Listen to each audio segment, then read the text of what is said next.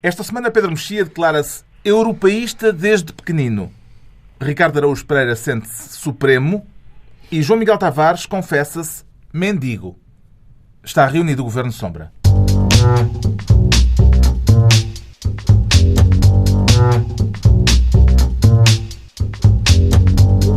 Viva, sejam bem-vindos. Depois de mais um empate demolidor da seleção portuguesa de futebol, que já está nas meias finais do Europeu, em França. Viu o jogo no Hemisfério Sul, Ricardo Araújo Pereira? Vi, sim, senhor Carlos. Nós e aqui então? neste festival literário ninguém permite que a literatura se ponha à frente das coisas verdadeiramente importantes. E acredita que podemos ir de empate em empate até à vitória final? É que não só acredito, como espero. Porque acho sinceramente que ganhar é tão ostensivo, não é? É uma coisa tão... é muito... soa antigo. Gosto mais desta coisa moderna de ir ganhando sem precisar de ganhar. Há um jornalista brasileiro, aliás, daqui conhecido por uma frase célebre que diz: futebol arte, ou seja, futebol bonito, é coisa de viado. Ou seja, é coisa de viado. E portanto, eu sinto-me tentado a concordar. Isto é que é, assim é que é. Eu aspiro por um futebol, que é aliás aquele que nós estamos a tentar, em que os próprios italianos digam: isto é um bocado cínico.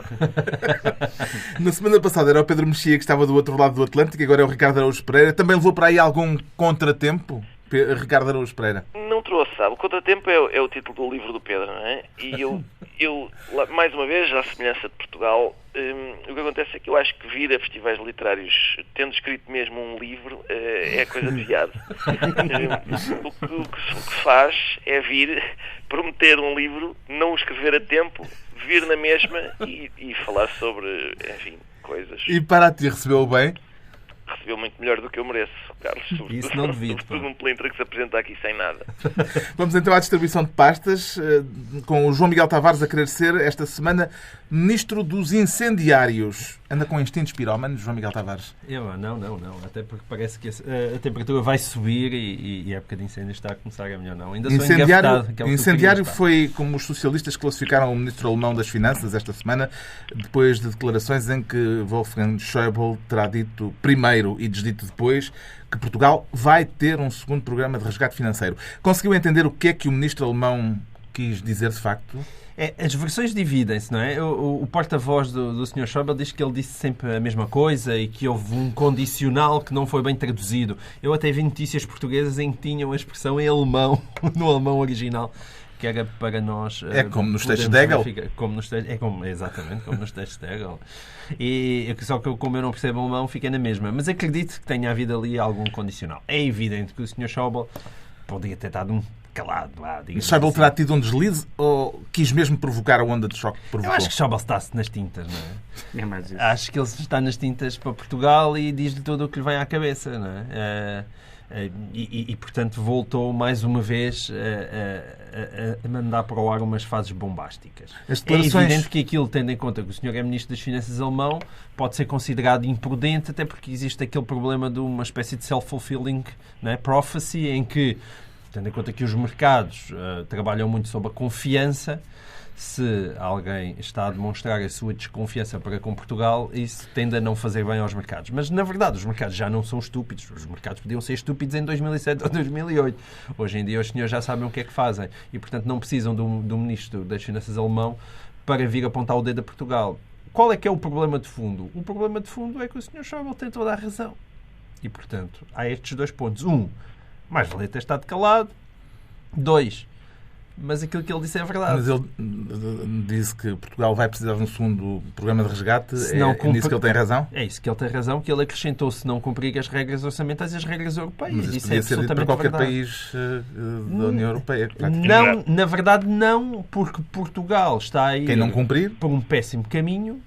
E António Costa continua a rir-se alegremente. As declarações do ministro alemão aconteceram no mesmo dia em que Mário Centeno deu uma entrevista ao público na qual admitiu rever no outono, quando for apresentado o orçamento para o ano que vem, as contas de 2016.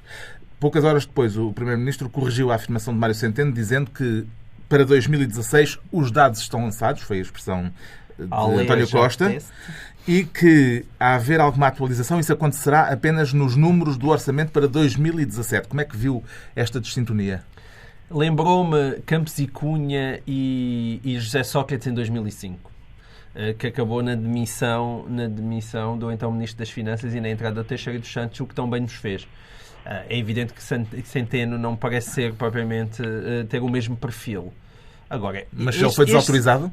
Mas estes é que são os desmentidos. Ele foi desautorizado há muito tempo. Quer dizer, Mário Centeno chegou com um programa para um lugar. Ele ficou com o lugar, mas o programa nunca chegou a chegar. Quer dizer, nunca apareceu o programa. Tudo o que ele tinha feito, todas as contas que ele tinha apresentado, ainda antes do PS e para o Governo, tudo isso foi dinamitado. O problema aqui é António Costa, à boa portuguesa, e à boa portuguesa na vertente socrática, estar a ter o mesmo tipo de atitudes. Nós já vamos com um crescimento de 1%. Não é possível ter um crescimento de 1%, que já é admitido por Mário Centeno. Ele admitiu 1,2%, agora as previsões são de 1%. Mário Centeno falou de 1,2%, o FMI já vai em 1%. Mas atenção, Mário Centeno disse que para chegar a 1,2% era preciso que a economia acelerasse no segunda metade do ano. Agora, isto é mas também houve o Brexit, também houve sim, com certeza. E Angola, não é? Exato, porque não se sabiam.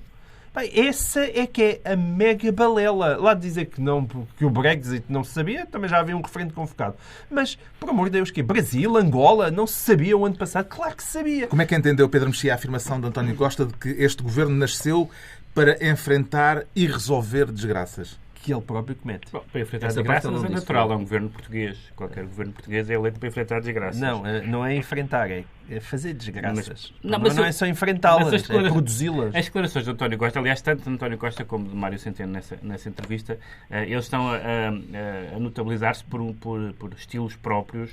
O de Mário Centeno é de alguém que muito rapidamente percebeu o que é ser político. A entrevista eu comecei a anotar à margem do jornal todos os eufemismos, os poréns, contudos, o dizer a mesma coisa por outras palavras, enquadrar, matizar. Aquilo é, basicamente, ele foi ultrapassado, desautorizado, atropelado. E a entrevista é uma entrevista bem humorada, ele é aparentemente um tipo afável, de tentar, enfim, dizer que não é bem assim. E depois o Primeiro-Ministro, como comentário, digamos, à entrevista, desautorizou completamente. A tática de António Costa é sempre risonho, é rir-se, rir-se permanentemente, e comparar as coisas com outras coisas piores, que é uma tática infalível, porque se pode dizer, então e a bomba atómica? Estão a falar de 0,3, então e a fome em África? E o que ele está sempre a dizer, estão a falar do déficit quando a Inglaterra saiu, estão a falar, não sei o que, quando há terrorismo. E quando há gente a morrer afogada no Mediterrâneo, não é? Lembras-te bem? Com esse critério, de facto, não são as nossas décimas que são o assunto mais importante do mundo. Planeta. Com certeza que não. Que ecos é que lhe chegaram aí ao Hemisfério Sul, Ricardo Araújo Pereira, destas ninharias da pátria? Nenhum, Carlos, porque o comentador do jogo não falou nisso.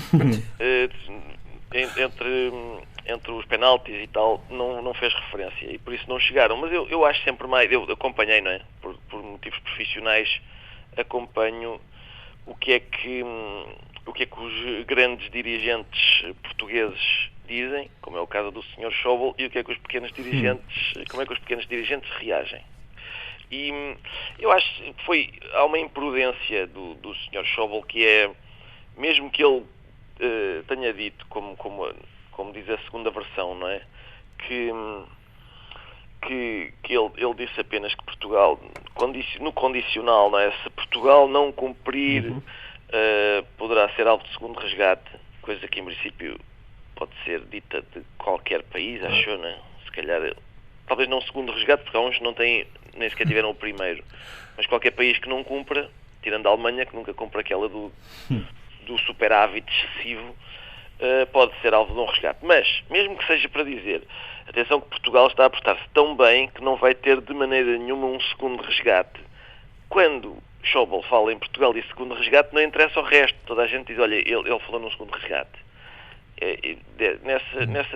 Desse ponto de vista, eu acho que o apodo incendiário foi bem escolhido. Entregamos ao João Miguel Tavares a pasta de Ministro dos Incendiários.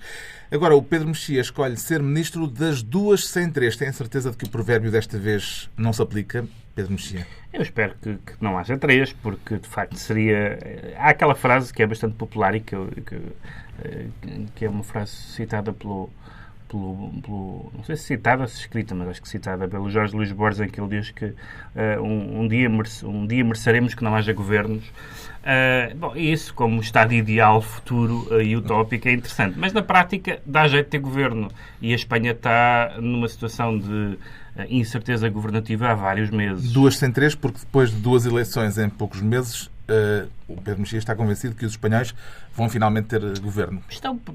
Apesar das eleições não terem dado maioria absoluta a ninguém. Eu estou convencido disso porque já vimos duas coisas importantes, que é o PP ganhou 2 vezes e tudo indica que vai ganhar a terceira. Reforçou a votação, Desta aliás. vez reforçou a votação, houve um efeito de voto útil em relação aos cidadãos, ao partido, que votaram, mais pessoas que tinham votado cidadãos votaram no PP. Mas como é que Mariano Rajoy vai conseguir formar governo sem maioria absoluta? Ele neste momento pode estar a pensar, nós já tivemos o orçamento limiano e é possível que em Espanha haja o orçamento canário, porque ele tem o PP...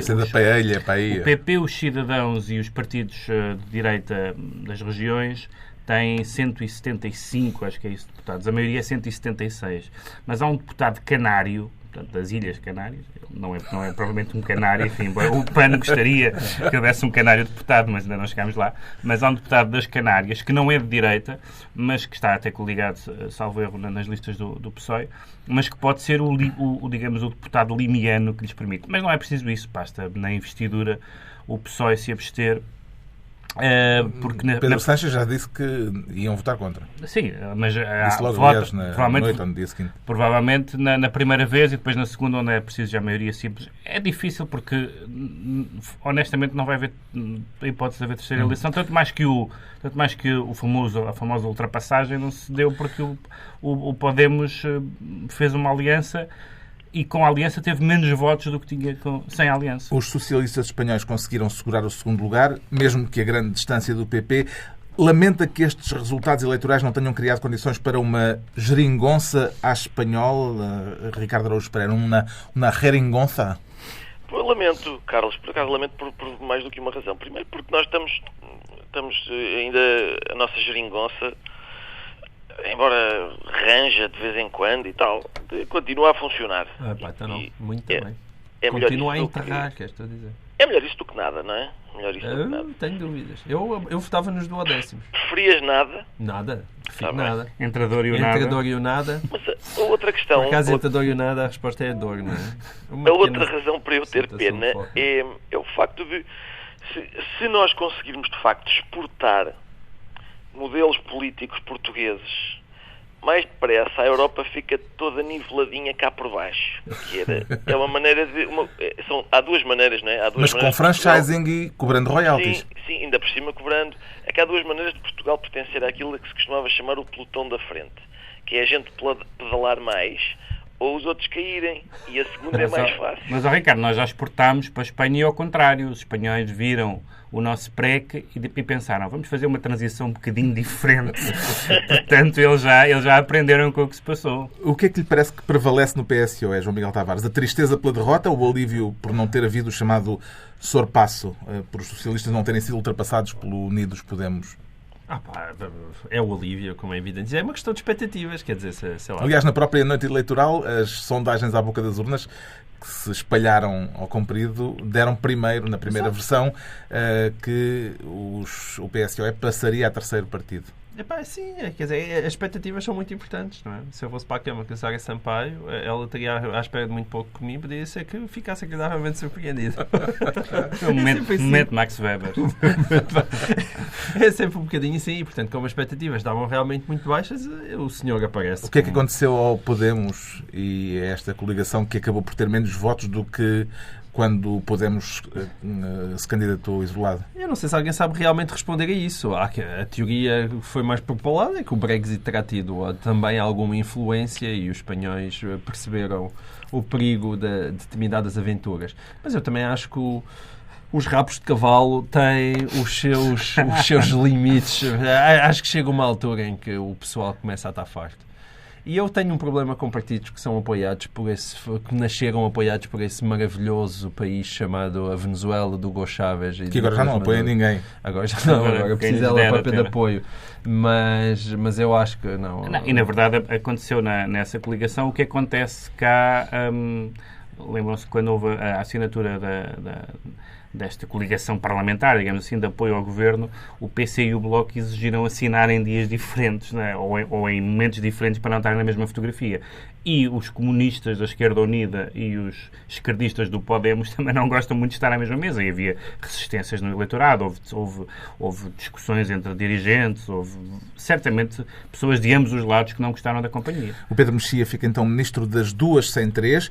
É a altura de o Ricardo Araújo Pereira se tornar ministro das ajudas excessivas. Então ajudar o próximo não é sempre uma boa ação, Ricardo Araújo Pereira? Parece que sim, Carlos, mas o próximo é sempre... Quando o próximo é sempre o mesmo, e à custa dos desgraçados, é um bocadinho enervante, mas nem sequer é disso que se trata. Portanto, quando percebi, quero citar especialistas. São especialistas e não só. A notícia dizia especialistas. O que aconteceu foi que houve um encontro de... Como é que se chama um congresso? O Fórum do Banco Central Europeu, em Sintra. Exatamente. É como... Enfim, não sei qual é a palavra para quando aquelas várias famílias italianas se juntam para decidir quem será o novo chefe. Mas jantar. É jantar, não é? Chama-se jantar. Mas o que acontece é que reuniram-se em Sintra, num fórum do Banco Central Europeu. E não são só especialistas, são grandes responsáveis que concluíram que as ajudas ao sistema financeiro têm sido excessivas e que o sistema financeiro que não está ao serviço da economia real, antes pelo contrário, é a economia real que está ao serviço do sistema financeiro. E não são só especialistas que estão a dizer. Por exemplo, uma das senhoras participantes era Cláudia Busch, que é vice-presidente do Bundesbank. E aquilo era moderado por Vítor Constâncio. É uma coisa em que vários responsáveis pela banca internacional... O Bundesbank, que é o banco alemão. Alemão, sim. Que é para não haver mal-entendidos.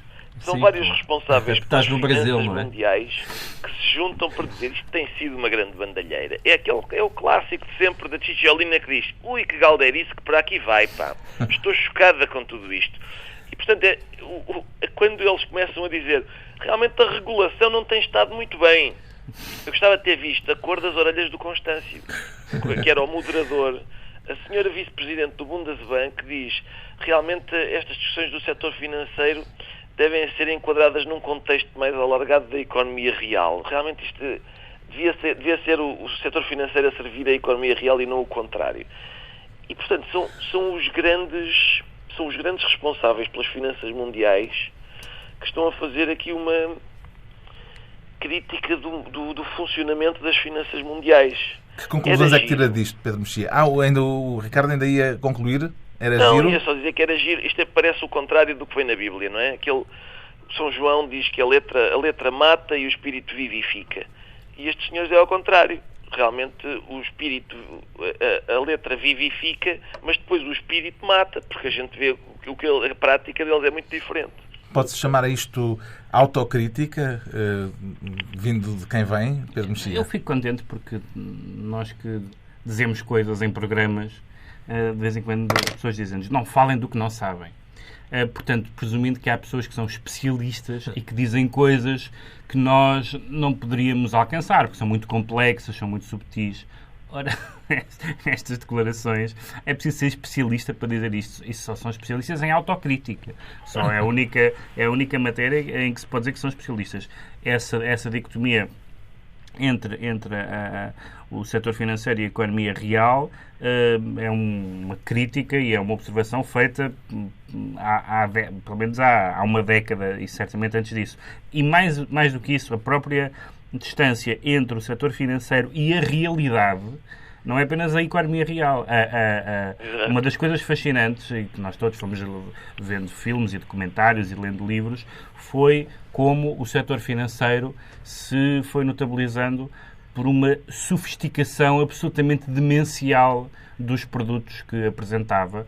Há até aquela história de ter vários tipos que trabalhavam na NASA e que, portanto, concebiam aquelas instrumentos tão sofisticados que só eles próprios é que percebiam, e às vezes nem eles próprios.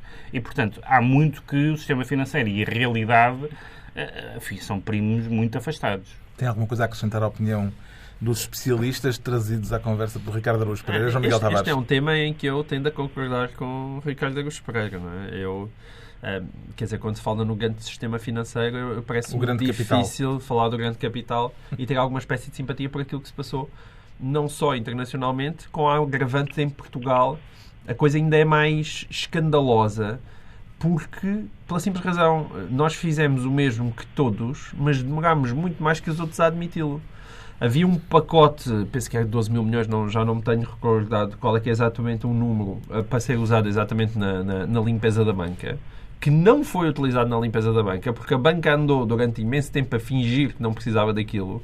A Troika vai-se embora e agora estão os senhores todos de braço no ar a dizer espera lá, que isto afinal está a correr mal.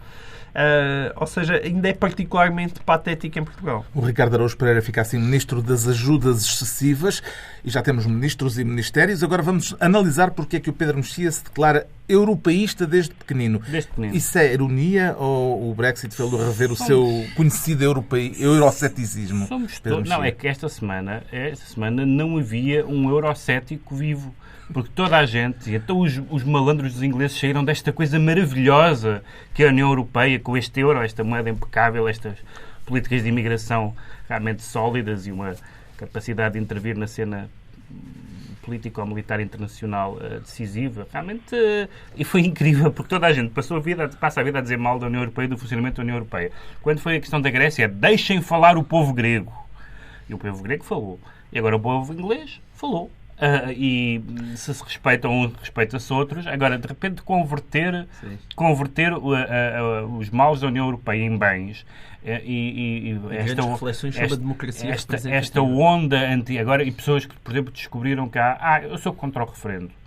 Bom, está bem, mas não convém que ser contra o referendo na noite em que saiu o resultado de um referendo que não gosta. Uma semana depois do Brexit já se pode perceber o que serão as cenas dos próximos capítulos, onde está tudo envolto em nevoeiro. Sim, é evidente que eu não fiquei contente com o resultado. Preferia que a Inglaterra estivesse, que o Reino Unido, ou por enquanto chamado Reino Unido, ficasse na União Europeia. Acho que não é bom nem para o Reino Unido nem para a Europa. E é evidente que a grande parte das pessoas da campanha de saída não tinham nenhum plano sobre o que fazer agora. Aliás, é muito vago o que é aquela história do artigo 50, 2 anos de negociação para a saída, mas sei que é. Isso é o que está previsto no artigo 50 a partir do momento em que ele for invocado, mas ainda não foi. Que ele foi invocado. Depois também não se sabe, o Cameron demitiu-se, houve lá a haver um psicodrama lá no Partido Conservador, não se sabe o que vai acontecer no Partido Trabalhista. A Escócia diz que votou para ficar e provavelmente quer sair do Reino Unido. A Irlanda do Norte também já quer ficar, também já se quer pensar outra vez em unir-se à República da Irlanda e, portanto, o resultado disto é péssimo. É uma grande confusão. Eu não estou contente. Agora, estou contente com esta coisa tão simples, que é, houve um povo que se pronunciou, bem ou mal. Eu também não defendi a substância da decisão do povo grego aqui há uns anos atrás, há poucos anos atrás. Mas lembro que aqui no programa e até no jornal disse: mas deixem os gregos de dizer a sua opinião. Eu continuo a achar que os povos têm direito a exprimir a sua vontade. A União Europeia quer que o Reino Unido se despache a invocar o artigo 50 do Tratado de Lisboa, o artigo que formaliza o divórcio. Parece-lhe correta ou incorreta esta pressão sobre Londres, Ricardo Araújo Pereira? Parece-me normal, no sentido em que nestes divórcios depois há sempre este azedume. Queres sair? Então faz favor. E pode-se agravar isto, não é? Que é agora, mas há tentativas de rebound à vista? Se calhar pode haver, sim, pode haver. Podemos se calhar ficar com a Escócia como rebound lover, mas também há que decidir quem é que fica com a custódia do Cliff Richard, porque ele está muito no Algarve e pode ser preciso negociar com a... E, portanto, há todo um leque problemas a resolver com a ex-esposa. Mas a custódia do Cliff Richards foi de facto um tema da geopolítica internacional que ainda não tinha sido colocado em cima da mesa. Vês? Quero te dar os meus parabéns, Ricardo. Estou cá para isso. És o maior. Os abaixo-assinados de gente que diz estar arrependida por ter votado sim à separação são para levar a sério? Quer dizer, eu não levo porque eu supunha que em 2016 as pessoas já tivessem percebido como é que a democracia funciona. Realmente, quando a gente põe a cruzinha naquela caixinha, a gente está a escolher o que diz naquela caixinha. Não é? Aparentemente eles lá não tinham essa ideia. Pensavam que era só... Talvez fosse um inquérito online, não é? Isso já aconteceu, Ricardo, isso já aconteceu com a eleição do Corbyn. O Corbyn só pôde candidatar-se à presidência do Labour porque tinha de ter o apoio de certos deputados. E havia vários deputados que não eram apoiantes do Corbyn e que votaram nele, ou propuseram nele, não votaram nele, mas propuseram-no para alargar o leque de escolhas. E depois fizeram meia-culpa. Não, nós queríamos só que ele se candidatasse. Não queríamos era a brincar. Não queríamos que ele ganhasse, era a brincar. E, portanto, as pessoas que votam a brincar merecem tudo o que lhes acontece. Eu gostaria que as pessoas parassem com votações irónicas, pelo menos quando as coisas depois têm uma repercussão verdadeira. Não? Uma coisa é votar no Salazar para melhor português de sempre. Temos aqui à mesa votantes do José Manuel Coelho. Exato, isso é verdade. Lá está. E alguém devia... Quem? Não se sabe. Quem é esse gajo? Deixa-me só dizer que o Corbyn enfrentou uma votação, um voto de não confiança parlamentar, onde perdeu 80-20 em termos percentuais e mantém-se. O que é uma coisa... Houve casos anteriores em que... O homem de esquerda, ele acha que a sua legitimidade está no povo. A legitimidade está nos eleitores do partido só que a Inglaterra é um sistema bem parlamentar. Na política inglesa está tudo muito confuso. Há essa votação, essa moção de desconfiança dos deputados trabalhistas ao líder Jeremy Corbyn. Cameron anunciou a demissão. Boris Johnson anunciou que não é candidato à liderança dos conservadores. O que é que poderá sair disto tudo, João Miguel Tavares? Eu não sei se confuso é o bom adjetivo, porque aquilo já há tanta facada, aquilo é extraordinário. Houve alguém que fazia o comentário, quando soube que o Gove ia avançar, que o Johnson desistia, que dizia, o que é que tem que comentar sobre isto? O meu comentário é, também tu, Brutus. Porque, quer dizer, o Gove até há pouco... Era o número 2 de Boris Johnson. E ele próprio, quando anunciou a sua candidatura, disse, eu estava aqui cheio de vontade de vir apoiar este senhor, mas entretanto percebi que ele não é confiável. Que é uma coisa muito simpática de se dizer que não conseguiu nenhum partido. Depois isto já mete mails da sua mulher, da mulher do Gove, que foram parar aos jornais.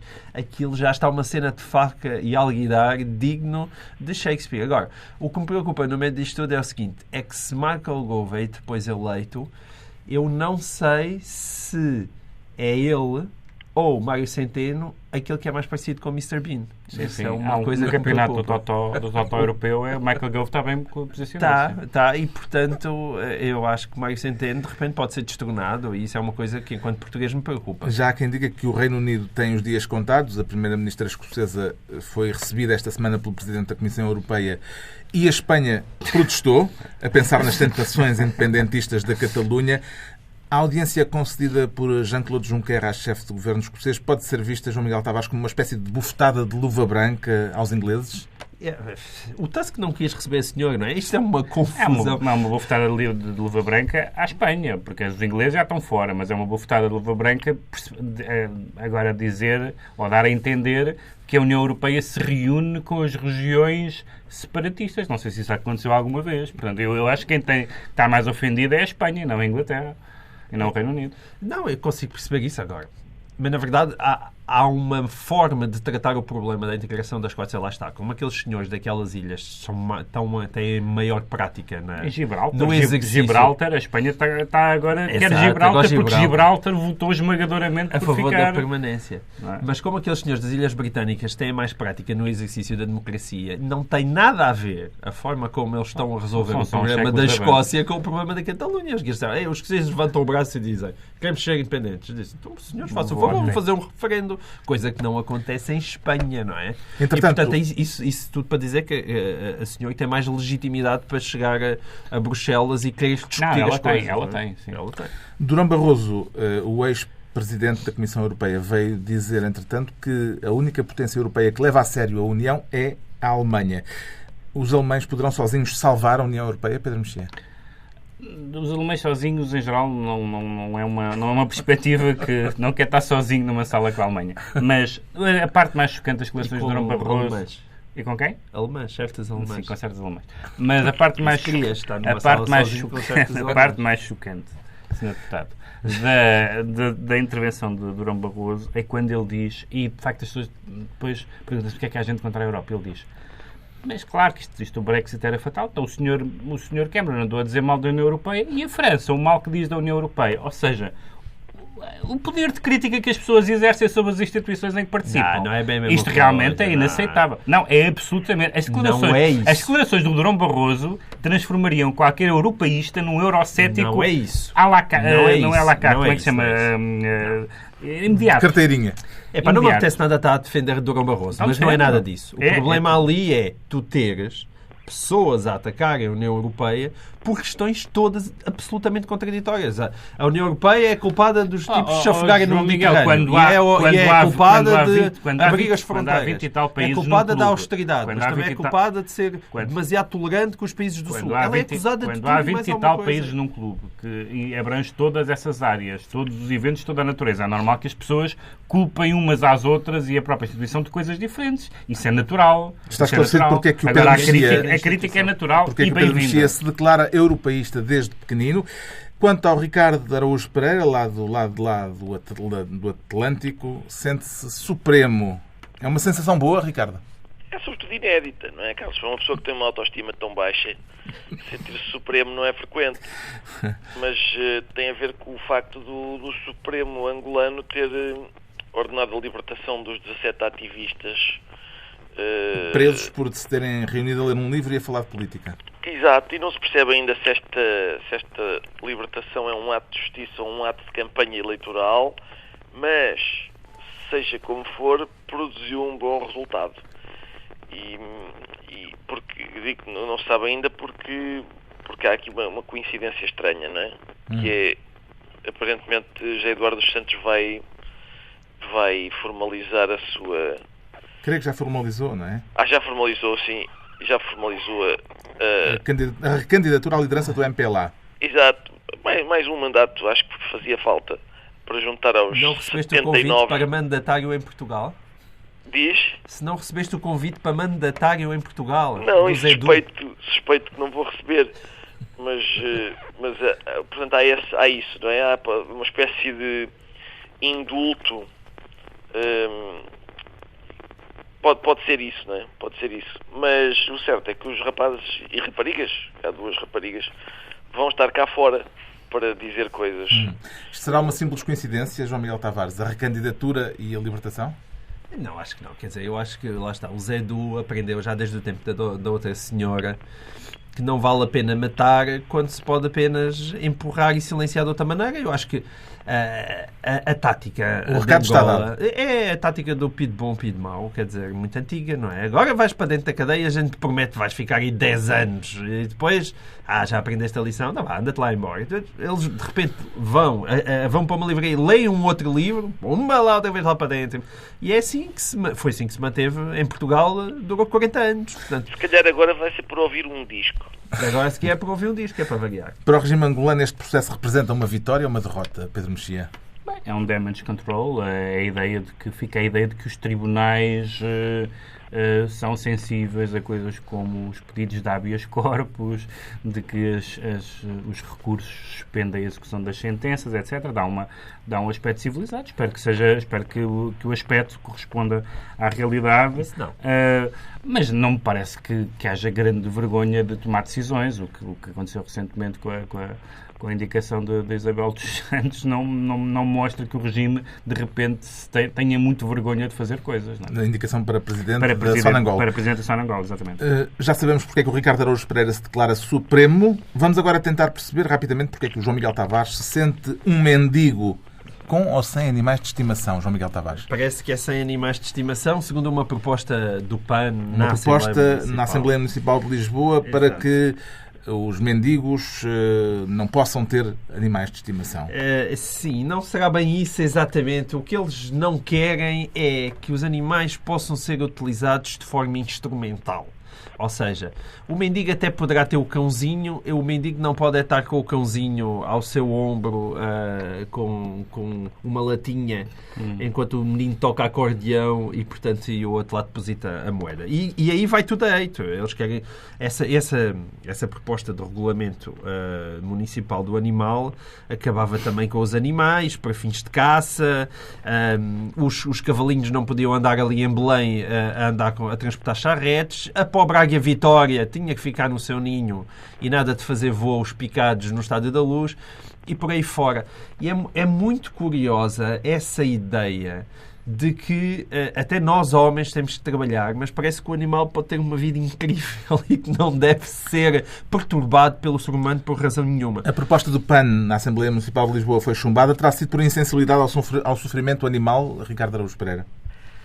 Carlos, nós já tínhamos até falado sobre esta questão aí, porque fazia parte do programa eleitoral do PAN e nós tínhamos falado sobre o excesso de sensibilidade ao sofrimento animal, ou melhor, a sensibilidade ao sofrimento animal por contraponto com a insensibilidade ao sofrimento humano. É de facto preciso ser um tipo especial de ser humano para olhar para uma cena em que um mendigo e um cão vivem na rua e dizer: espera aí que está aqui uma coisa mal, é o cão, temos que poupar este sofrimento ao cão.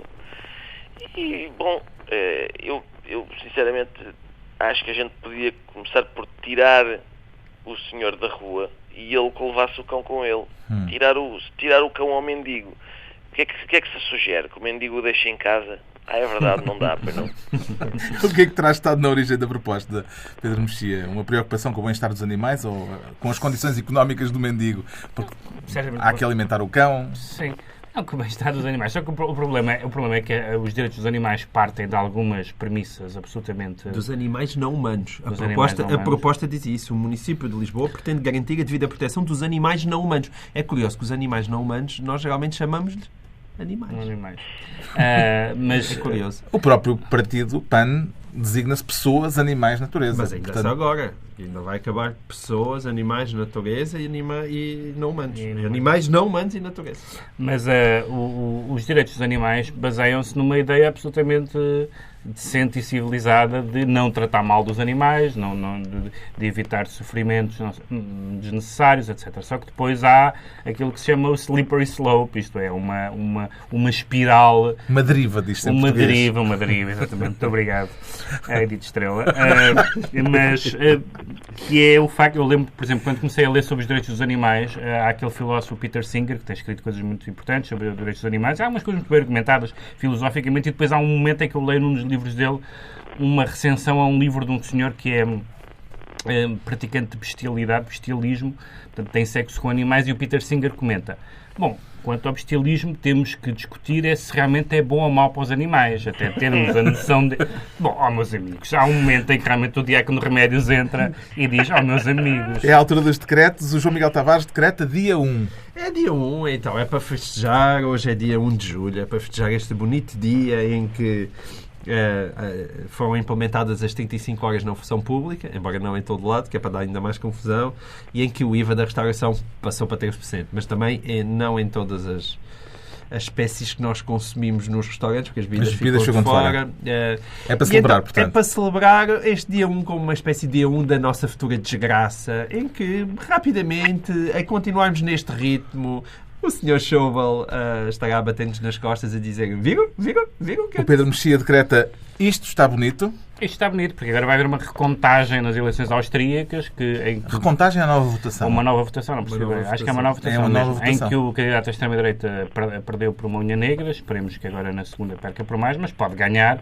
Unhas negras. Por 2 unhas negras. E, de facto, dos últimos anos assistimos pessoas a dizerem: vamos acabar com isto do centrão, queremos uma esquerda mais à esquerda, queremos uma direita mais à direita. Parabéns pelos anos 30. O Ricardo Araújo Pereira decreta ex. Decreto ex, por causa do ex-doutor Miguel Relvas, há placas um pouco por todo o país que vão ter de ser rasuradas quando foram inauguradas pelo doutor Miguel Relvas, que hoje é o ex-doutor Miguel Relvas. Pode-se pôr aspas que danifica menos, talvez. Sim, talvez, do doutor, entre aspas. Estou a fazer o gesto com as falangetas do indicador e o médio.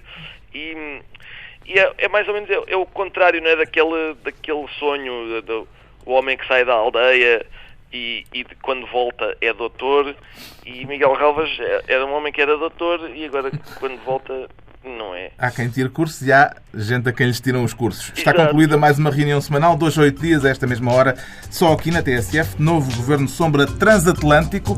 Pedro Mexia, João Miguel Tavares do lado de cá, Ricardo Araújo Pereira do lado do oceano.